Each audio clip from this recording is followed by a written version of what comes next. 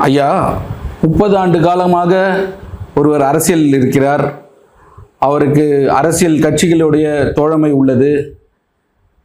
மிகவும் பிற்படுத்தப்பட்ட சமூகத்திலிருந்து வந்தவர், அனைத்து அரசியல் களங்களையும் காண்டவர் திரு தொல் திருமாவளவன் அவர்களுக்கு இவ்வளோ நாளாக இந்த அரசியல் பயணத்தில் ஒரு சபாநாயகர் பதவியோ இல்லை ஒரு துணை முதல்வர் பதவியோ எதுவுமே கொடுக்கல. ஆனால் இந்த இருந்த இவ்வளோ ஆட்சி காலத்தில் இந்த சமூகத்தை தள்ளி வைக்கணும்னு அவங்க முடிவு பண்ணியிருக்காங்களா, இல்லை இவர் இப்போ இருக்கிற ஆட்சியாளர்கிட்ட கண்டிப்பாக ஏதாவது பதவி ஏதாவது கிடைக்குமா? உங்களுடைய கருத்தை கொஞ்சம் சொல்லுங்க.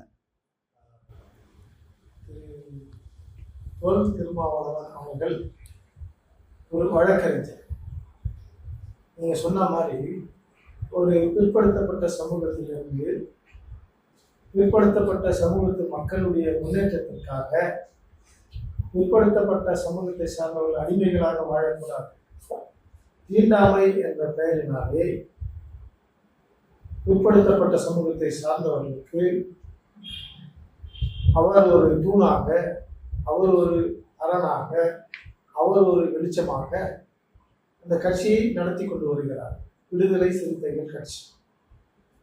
இந்த பெயரே எங்கே கேட்டாலும் இப்போ பார்த்தீங்கன்னாக்கா கொஞ்சம் நடுநடுக்கம் இருக்கும். அந்த பயம் அவசியம். ஏனென்று சொன்னால் அடிமைகள் கொடுமைப்படுத்தக்கூடாது, அடிமைகள் அடிமைகளாக வாழக்கூடாது. தீண்டாமை என்ற வார்த்தையே தமிழக அகராதியிலிருந்து நீக்கிவிடும்.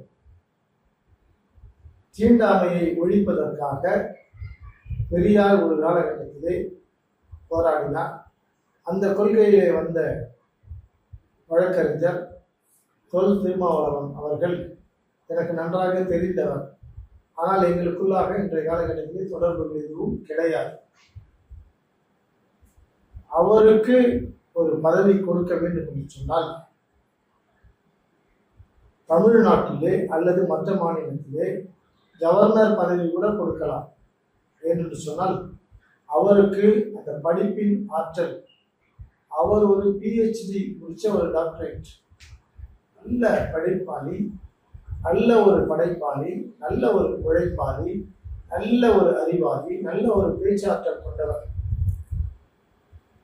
அம்பேத்கர் இயக்கத்தினுடைய கொள்கைகள், கோட்பாடுகள், அம்பேத்கருடைய சிந்தனைகள், அம்பேத்கருடைய தொலைநோக்கு பார்வைகளை எல்லாம் நன்றாக தன்னுடைய ஆவி ஆத்மா சரீரத்திலே ஒன்றாக கலந்து இன்று வரை பிற்படுத்தப்பட்ட சமூகத்து மக்கள் முன்னேற வேண்டும் என்று சொல்லி பாடுபட்டு உழைத்தவர். 30 ஆண்டுகளுக்கு மேலாக அந்த கட்சியிலிருந்து ஒரு சிலர் MLA-க்களாக, ஒரு சிலர் மத்திய அரசாங்கத்திலே MP-க்களாக பணி செய்து கொண்டிருக்கிறார்கள்.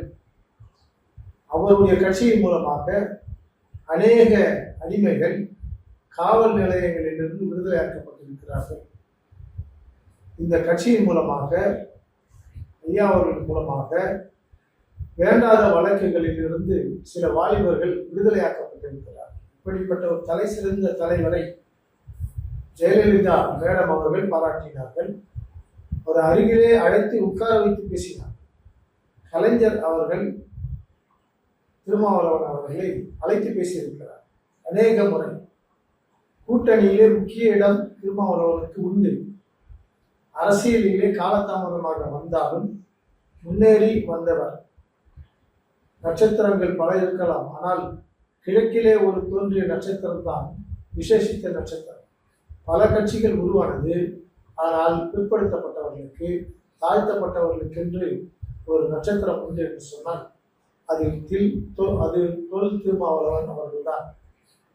நீங்கள் கேட்ட கேள்வியிலே உங்களுக்குள்ளாக இருக்கின்ற ஒரு ஆதங்கம், அநேக வாலிப பிள்ளைகளுக்குள்ளாக, திராவிட சமூகத்தை சார்ந்த வாலிப பிள்ளைகளுக்குள்ளாக ஒரு ஆதங்கம் இருக்கிறது. பிற்படுத்தப்பட்ட வழக்கறிஞர்களுக்குள்ளாக, படித்து முன்னேறிய மாணவர்களுக்குள்ளாக ஒரு ஆதங்கம் இருக்கிறது. நல்ல ஒரு தலை சிறந்த தலைவருக்கு ஏன் தமிழகத்திலே ஒரு முக்கிய அங்கம் கொடுக்கப்படவில்லை? இது இன்றைக்கு இருக்கின்ற சமூகத்தினுடைய ஒரு கேள்வி. கடந்த காலங்களிலே ஆட்சிகள் பல நடந்தன, அரசியல் உருண்டு ஓடியது. ஆனால் திரு ஜோசப் விஜய் அவர்கள் முதல்வர் கண்டிப்பாக திருமாவளவன் அவர்களுக்கு ஒரு நல்ல அமைச்சர் பதவியை கொடுக்க வேண்டும், அல்லது துணை முதல்வர் பதவியை கொடுத்தால் தாவேகா கட்சிக்கு தமிழகத்திலே ஒரு பெரிய வரவேற்பு இருக்கு. தாவேகா கட்சியை அதற்கு பின்பு யாராலும் அசைத்து பார்க்க முடியாது. அசைக்க வேண்டும் என்ற எண்ணம் கூட எந்த ஒரு கட்சிக்கும் வராது என்பதை நற்செய்தியாக தாவேகா கட்சி தலைவர் இன்றைய முதல்வர் அவர்களுக்கு என்னுடைய ஆலோசனையாக இதை தெரியப்படுத்துகிறேன். நடைமுறைப்படுத்துங்கள். நீங்கள் மென்மேலும் வளருவீர்கள். பரலோக ராஜ்யம் உங்களை பார்த்து சந்தோஷப்படும். ஒரு தாழ்த்தப்பட்ட சமூகத்திலிருந்து ஒரு ஆண் அல்லது ஒரு பெண் ஆசீர்வதிக்கப்பட்ட ஒரு குடும்பமாக மாறும் என்று சொன்னால், வளர்ச்சியை காண்பார்கள் என்று சொன்னால், அதனால் பரலோக ராஜ்யத்திலே மிகுந்த சந்தோஷம் உண்டாகும். அந்த சந்தோஷத்தினால் திரு முதல்வர் அவர்களே, உங்களோடு கூட கர்த்தரின் சேனைகள், பரலோக ராஜ்யத்தின் திரள் கூட்டத்து தூதர்கள், மேகம் போன்ற திரளான பரிசுத்தவான்களும் உங்களோடு கூட உங்களுக்கு அரணும் கோட்டையமாக இருந்து பகலிலே பறக்கும் அம்புக்கும் இருளிலே நடமாடும் அரசியல் கொள்ளை நோய்களுக்கும் உங்களை விலக்கி பாதுகாத்துக் கொள்வார்கள்.